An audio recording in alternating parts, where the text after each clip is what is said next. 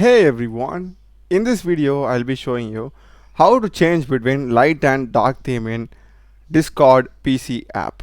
So let's get started. Here I am in my Discord desktop app. So for doing this you'll be having this settings icon over here. Click that and you need to go to appearance, and for free users we'll be having only two themes, which is this light theme and the dark theme. The rest are only available for Nitro users. So light is only the theme that's available for us. Just click that and we'll be getting that night theme enabled like this.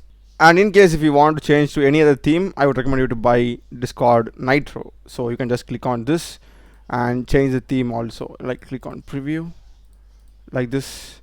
You will be getting the preview of that, but this is not like a permanent option. You can just pay and get it. So that's the video, guys. I hope you have found it useful. Do check the playlist, run a lot of videos in programming and AI tools. Subscribe me. Thanks for watching.